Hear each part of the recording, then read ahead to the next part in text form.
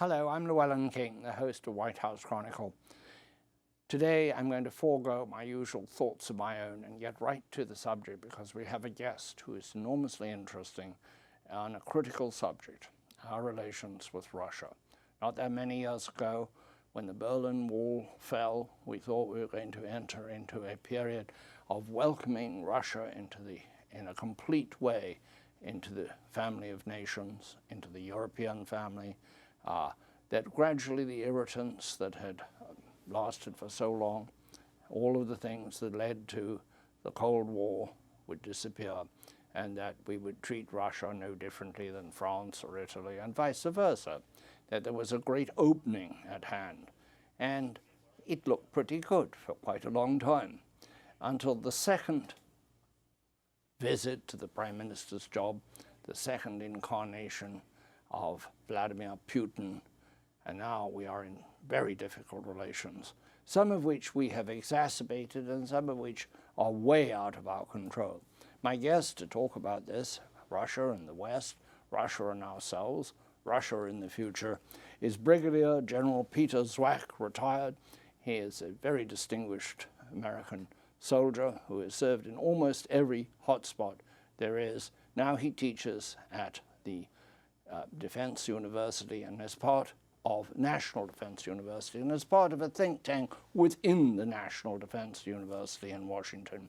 I've known him for some years and I find him one of the best commentators and one of the most interesting people who has brought Russia to us and in a sense tried to break open the Russian conundrum. Peter, welcome to the broadcast. Pleasure, Llewellyn. And what has happened? What has gone so terribly wrong?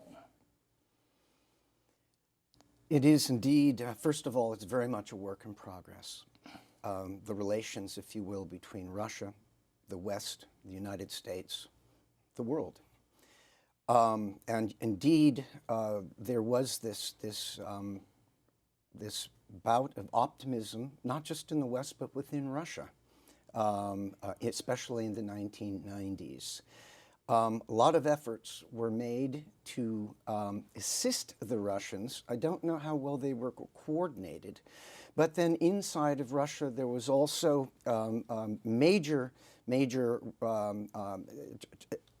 attempts to reform. However, there was an anarchic almost aspect to the internals that the oligarchs and leadership within it were able to exploit opportunistically. Meanwhile, the West, NATO, North Atlantic Treaty Organization, which I believe is singularly, along with the United Nations, the most important security and political organization since the end of the Second World War, worked to bring in worthy nations that desired almost desperately to be part of a liberal democratic defensive alliance. And it did enlarge in three tranches from 1990 to 1999 to 2004, all the way out to the Balts. And this, of course, shouldn't have been seen as a threat by the Russians, but it is. Let me just backtrack here and inform our viewers and listeners that you were in fact senior defense attaché to the Russian Federation in Moscow, so you were on the inside, as it were. Right. You were an American officer in Russia. How long? Which years? I was in the Russian Federation from 2012 to 2014. I arrived a few months after the protests in Bolotnaya Square in Moscow and also in St. Petersburg that very much spooked the Russian leadership. It was at the end of Medvedev, and Putin came in right afterward.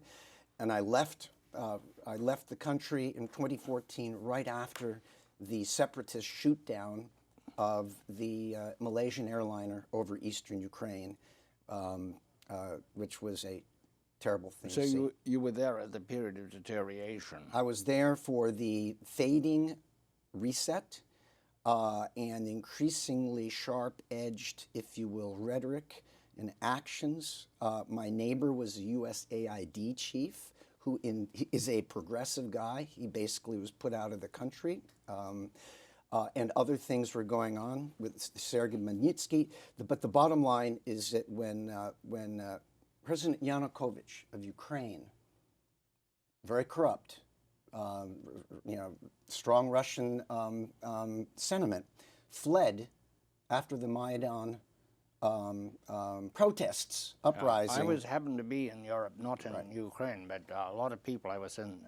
This was this absolutely created a major reaction with Russia leading to Crimea. It's interesting that I was there and I was at a conference in Slovakia, and everybody was leaving to go to the protest. I mean, the intelligentsia was on the way to the protest, but I think it was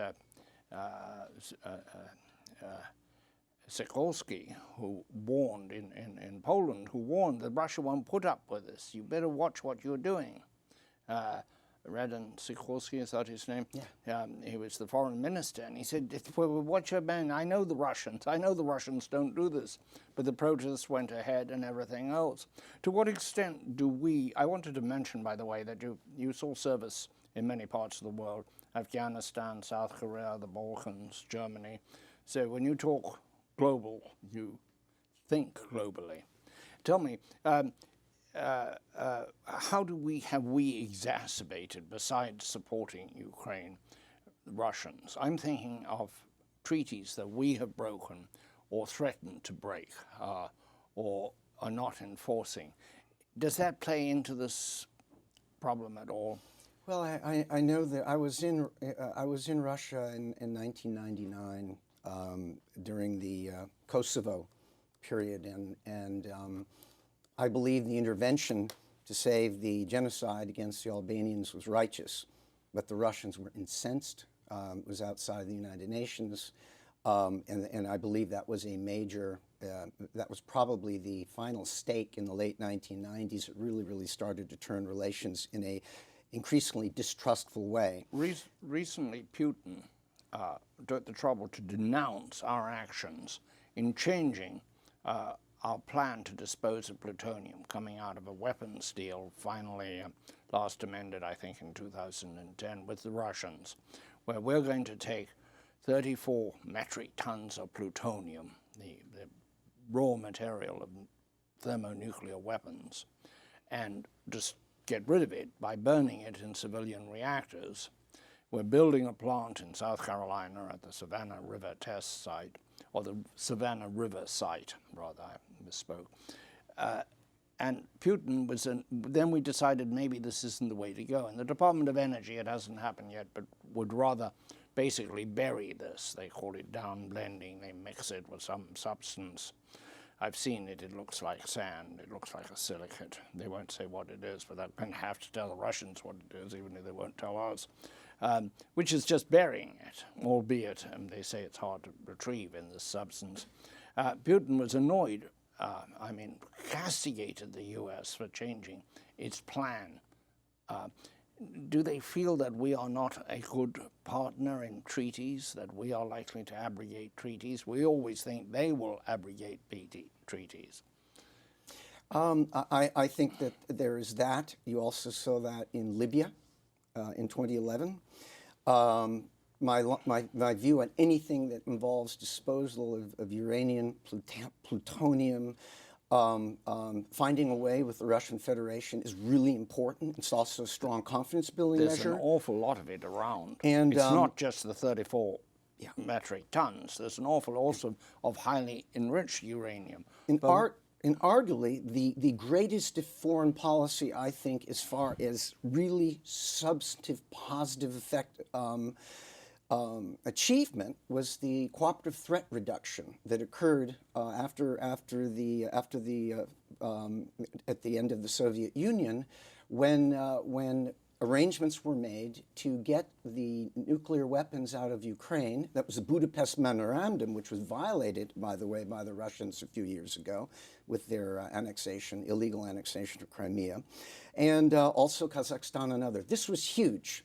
And sadly, that initiative expired in 2013. But it was very, very progressive, and in that environment, actually, we were able to work fairly well with the Russians, including aspects of the arms control regimen, which New START continues, open skies, but they are, in my mind, somewhat on life support. Cooperative threat reduction is gone. Conventional forces in Europe is gone. And so these were very important mechanisms, not just to reduce arms and weapons, but you had legions of bureaucrats and diplomats and scientists working with the Russians every day, which also is a way to open conduits and reduce temperature and tensions during really difficult times. Going back to this, it's called MOX, M-O-X, for mixed oxide fuel, in which you take plutonium, mix it with uranium, and burn it up in civilian reactors. Doesn't burn up an awful lot, and it's a very expensive plant has been built in South Carolina to do this. But the same thing is being done in France and has been done for decades. We have changed policy without any sort of public input into the change of policy to this business of mixing it with we know not what and burying it we know not where.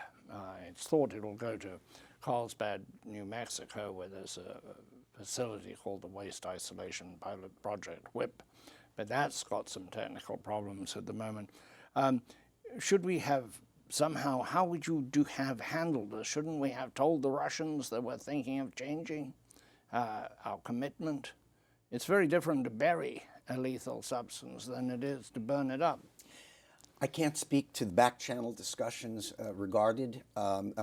linked to it. I would say just from someone looking at it from outside, at anything that we can do that takes care of both nations' equities, anything that manages and makes safe dangerous, potentially fissionable materials is positive. Obviously, the devil's in the details. I can't speak in deep detail about the policy. I would like to take a little break, primarily for the benefit of our listeners on Sirius XM Radio, channel 124, the POTUS channel, where the audio from this program, White House Chronicle, is heard 4 times every weekend. We also go around the globe on the Voice of America, and this program can be seen on 200 American television screens.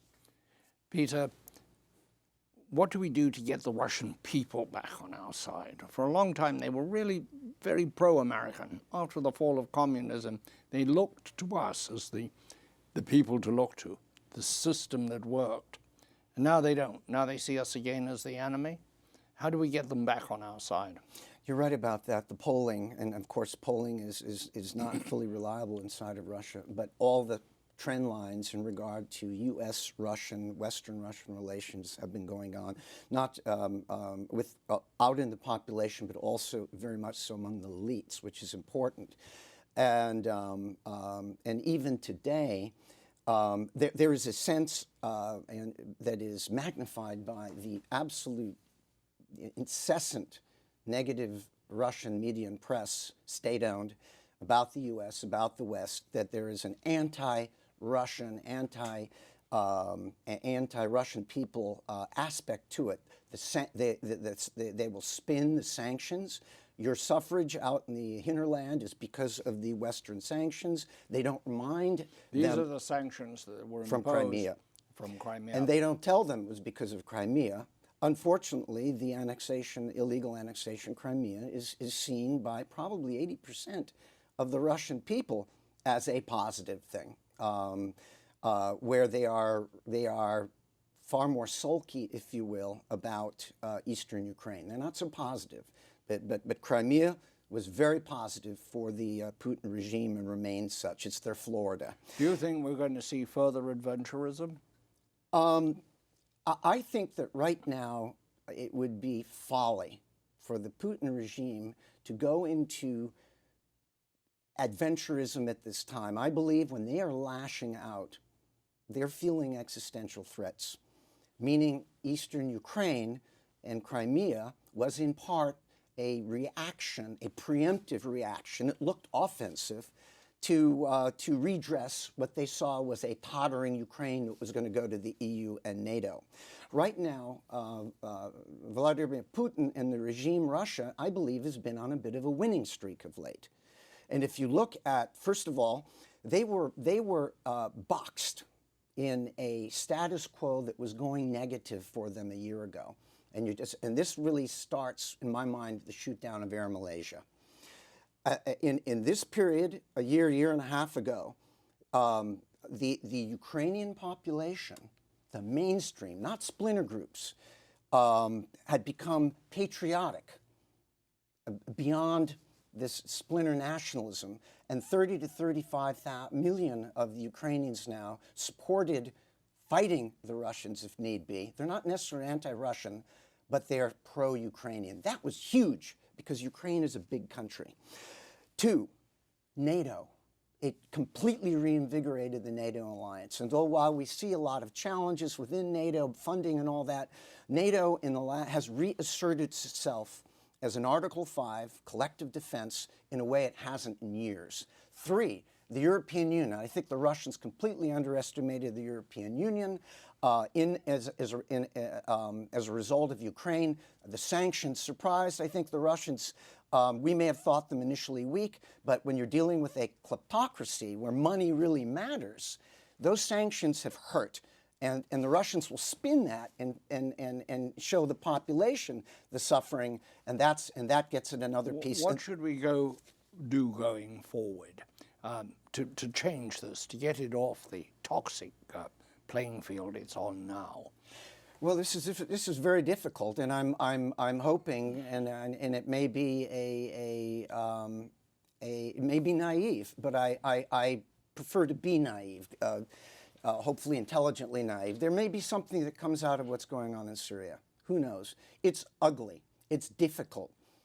We're in the middle of the cessation of hostilities week, and it may all just fall apart, or maybe it is the thread of something that could end up being a viable peacemaking solution. It would be a peacekeeping mission from hell, basically, involving the United Nations. Far from that. But at least there is purchase there.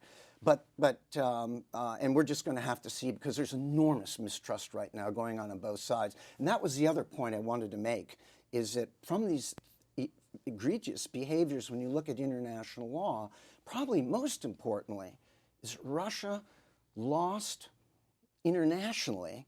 Yeah, it has its partners.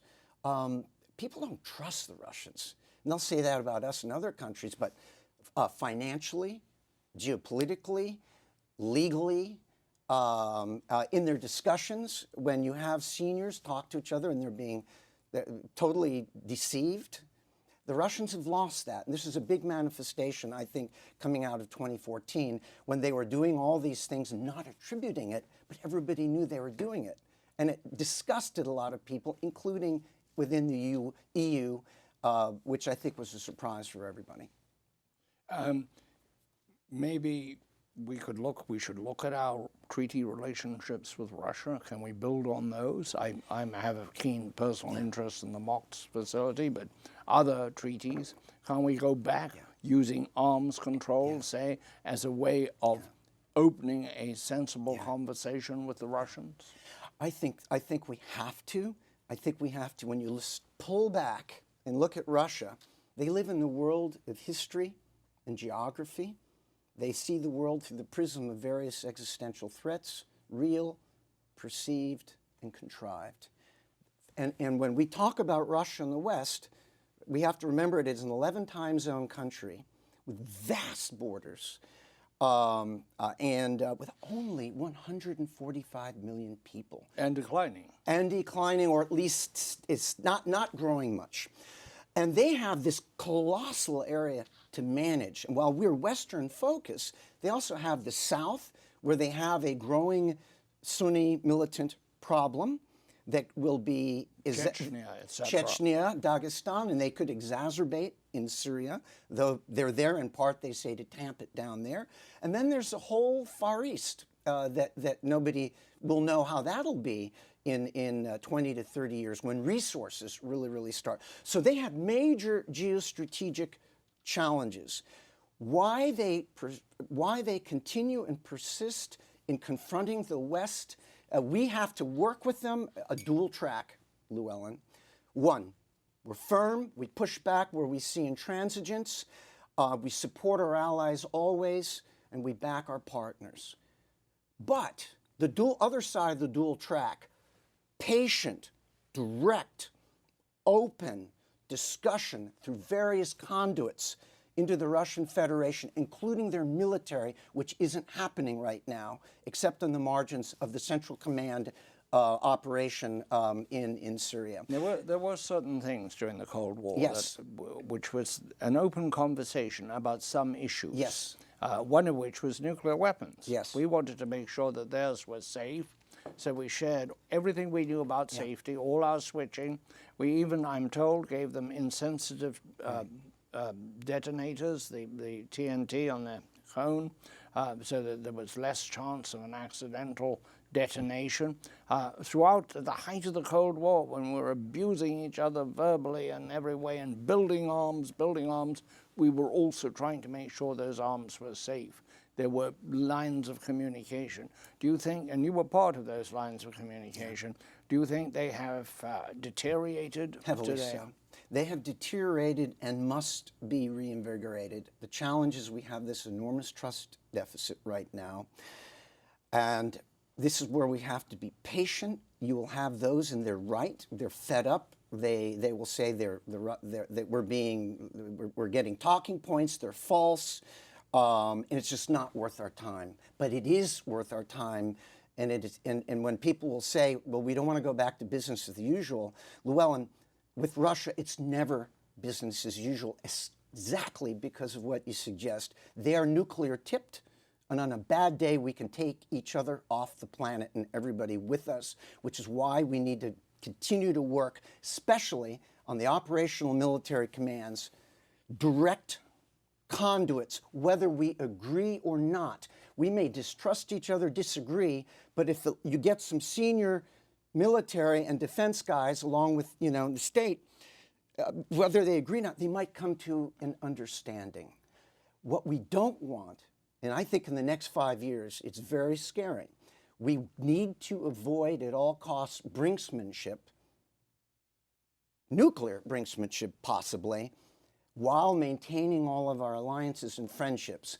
And we don't want senior operational commanders getting to know each other in the midst of a cyber-fast crisis that could occur not just where we're looking in the area around Syria, but in the Baltics, the Sea of Okhotsk, Bering Strait, or somewhere else, God forbid. What have we learned, or can we apply from what we've learned or not learned in dealing with the Russians to the building tensions with China? I believe that in the context of today, Russia and China are executing within their own mindsets prudent foreign policy. It's kind of like that, Russia is buying time while China is biding its time. They are not traditional friends. Much of the Russian Far East was annexed in the 1850s in the Treaty of Peking and the Treaty of Aigun. So that's there. They in 2004 pragmatically, Putin and the Chinese buried the hatchet, if you will, on the Ussuri River crisis, which had erupted in conflict in 1969. I was thinking, what can we apply that's gone right in our dealings with the Russians? Some things have, particularly a few years back, to our dealings with China. How can we repeat the same mistakes so that the Chinese people become hostile to us, as apparently the Russian people are becoming? We have, incidentally, far more dialogue with the Russians and the Russian military than we do with the Russians. I mean, there's still Chinese military delegations that travel around. We go to them. Part of it is a dialogue, and a huge aspect of the relationship is the trade. This gigantic trade that is going on between the U.S. and China. And economics, I think, drives positives, and economics drives negatives. And I think this is a key aspect. We don't have that. There is no economic real interest in Russia from the United States. Europe, certainly because of oil and natural gas. I think with China, it's the same thing. We have to be firm. We have to explain what's going on, and we also have to back our regional allies. And the Spratlys are, right now, the Russians are in a naval exercise with the Chinese near the Spratly Islands. It's modest, it's 5 ships, but they've been doing it for 6 years, but we just have to pay attention to that, because I think that the Russians are, from a Russian world view, are managing that aspect of their foreign policy very carefully. And what they want is China as a partner, and focused elsewhere, and certainly not on their resource-rich 2,700-mile border. A generation from now, I don't know what to tell you. Tell me something cheerful about your time in Russia. Everybody's got an anecdote about that time in Moscow, often revolving around vodka, but not essentially.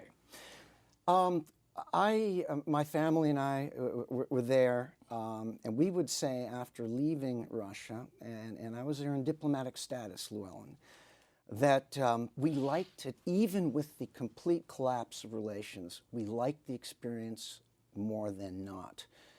My experience, officially, as an American, senior American military person in Russia at that time, it became a difficult relationship, but there was always that cordial kabuki dance of diplomacy.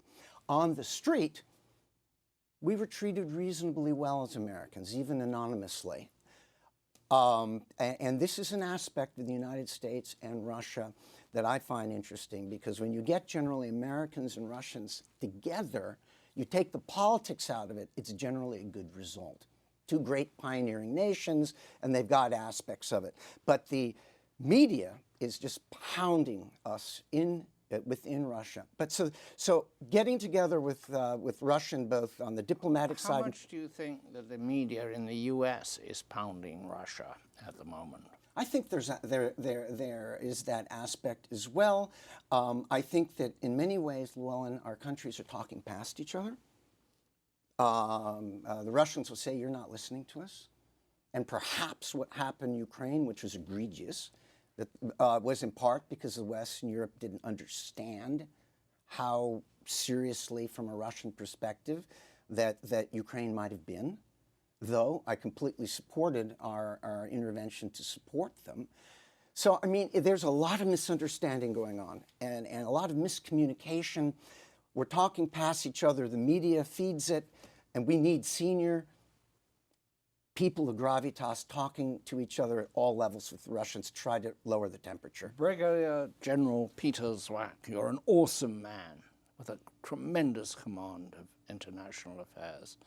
It is very encouraging to know that there are people like you in our military. Thank you for coming. Thank you very, very much, Glenn. A pleasure.